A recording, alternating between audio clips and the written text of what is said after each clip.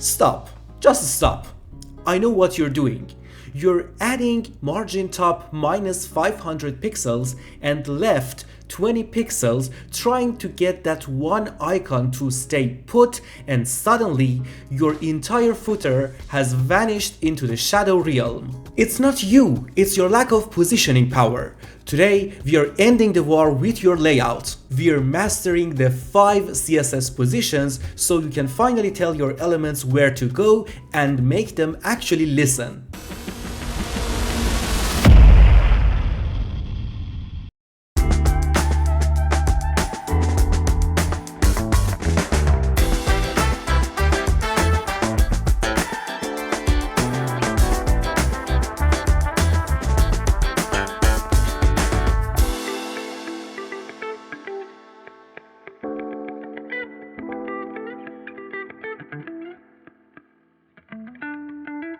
First up, position static. This is the default. Every element you've ever made is born this way. Think of static like a loyal golden retriever. It stays exactly where it's told in the document flow. Top, bottom, right, and left properties? They do nothing here. Static doesn't care about your coordinates. It's just vibing. Position static. This is just your standard layout. It's what happens when you don't do anything at all. Here we've got two divs, as you see here, and both are signed CSS class, which is box, and let's add this class in our CSS code. Box, first I'll give it a background color, 3498 dp, and I save it. Okay, let's also give it padding and a border, padding 20 pixels, and border 2 pixels, solid and white. Looks better. And finally, position static. And I save it, and as you see, nothing happens because this is the default and we don't even need to write it. I'll also comment out this line. This is the default, so we don't even need to write it. And that's it for position static.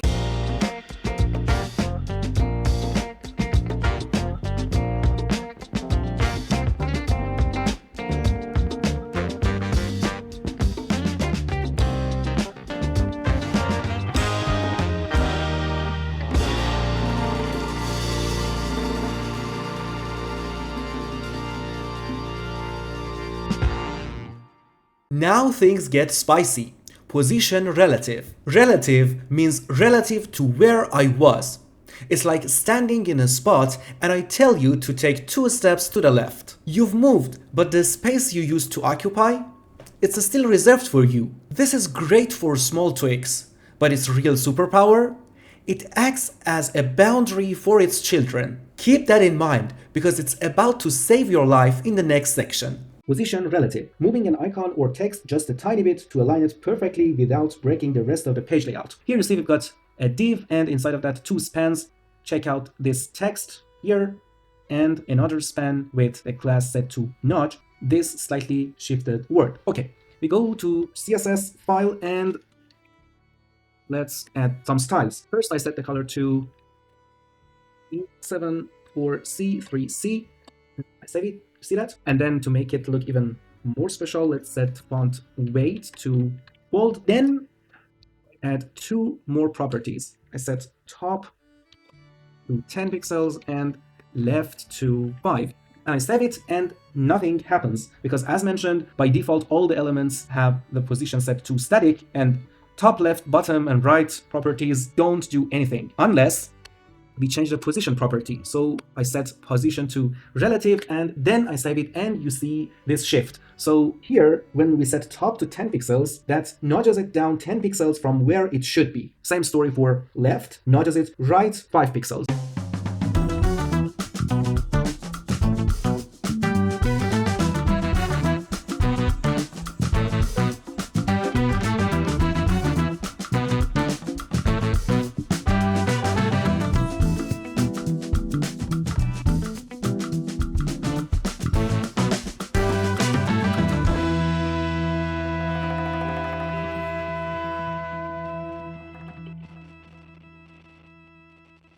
Here comes the drama.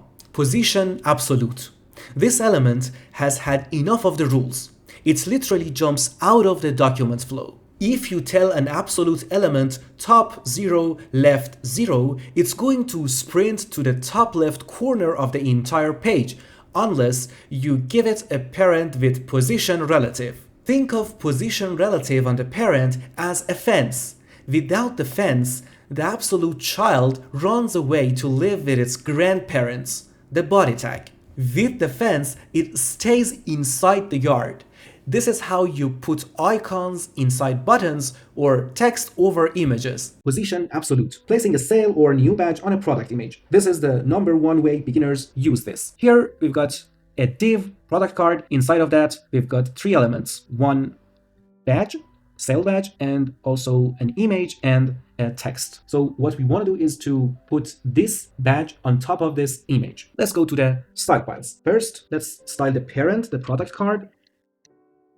Product card, we need to set the position to relative because, as mentioned, this is going to act like a fence for that sales badge. The fence keeps the badge inside this card. Then let's also set the width to 200 pixels and also add a border, 1 pixel, solid and gray. Perfect. I save it. And next, the badge itself. Badge, position, absolute. Let me also add the comment here. The rebel ignores the image and text, and I will show you in a second what it really means. Okay, then I set top 10 pixels and right to 10 pixels because, as mentioned, we want to appear that badge here, so we need to set top and right. Cool. Finally, let's add background color. There we have it. Let's also change text color to white, so color is white, and add some space between the text and the borders of that badge. We can add padding and set it to maybe 5 pixels. And I save it. Now we see that the badge appeared on top of that image. Now I want to show you a couple of things. First, let me remove this position relative. So we actually removed the fence, and this badge now sprinted all the way to top right corner of the entire page. That's why we define this fence. So I bring it back. Actually, if I don't set this position relative for the parent, it will consider the entire page or the body tag, let's say, as its parent. So we definitely need to bring it back, position relative. And also in the HTML code, there's no difference if I move this badge to the bottom or between these two elements because it's entirely detached from the document flow. You see, there's no difference, and that's absolute positioning.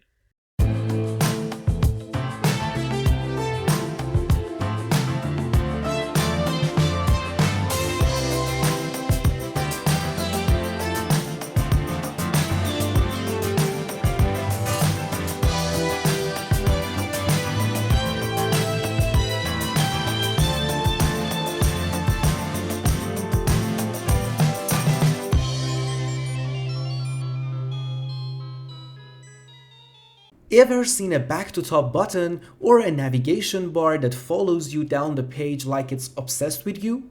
That's position fixed. Fixed elements don't care about the document or their parents. They are glued to your screen or the viewport. Even if you scroll for miles, they are right there. It's like that one friend who follows you to the kitchen when you're just trying to get a glass of water at a party. Useful? Yes. A little intense?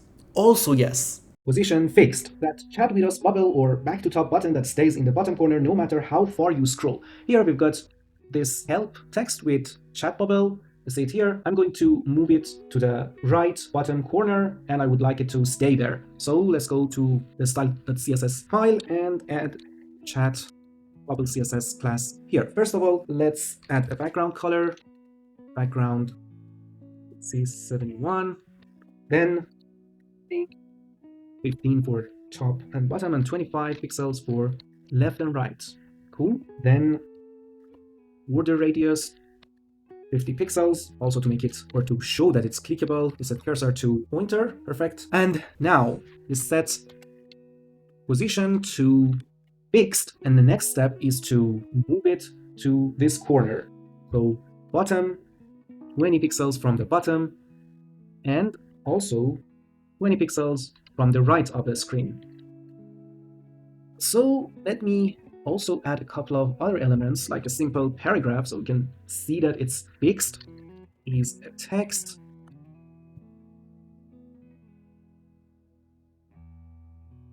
I paste it multiple times. Perfect. And I save it. You see that we have this scroll, but this help icon or help text with this bubble stays there no matter how far we scroll.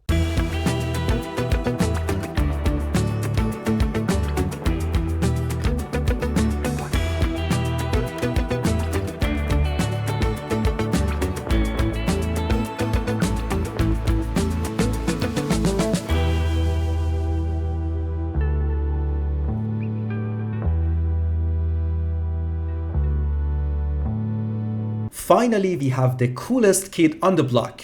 Position sticky. Sticky is a mix of relative and fixed. It acts like a normal element until you scroll to a specific point. Then it sticks to the screen like glue until its parent container ends. It's perfect for table headers or those sticky navs that only stay stuck while you are in a specific section. It's like a skateboarder catching a rail. It glides until the rail ends, then it goes back to normal. Position sticky, a table of contents or a category header that follows you while you read a specific section, but then stops. Here we've got a list of different fruits, and this is the title, fruits. So I would like this text to stay or to stick to the top when I scroll through the list. And this is where position sticky comes handy. So let's go to the CSS file and add sticky header class. Here you see that we set the class attribute to sticky header. First of all, let's change that background. Also add padding and margin. Force margin can be 0, padding 10 pixels, margin 0, and I save it. Okay. Then let's set position to sticky, and now we should define where should it stick to. So I would like to have that at the top, so I set top to 0, then it will stick to the top of the screen when you reach it. I save it and then I scroll, so you see that it's now at the top when I'm scrolling. Of course, if you want to add some space, you can change this to maybe 5 pixels, and then you see that there's a little bit of space here. But again, I bring it back and you see that it's there. The important note here is that sticky only works if the parent container has height to scroll through. This is important, so keep that in mind. Let's recap. Static, the boring default. Relative moves it slightly but keeps its ghost in the original spot. Absolute, the free roamer, needs a relative parent. Fixed, glued to your screen. Sticky, glides until it hits the end of its parent.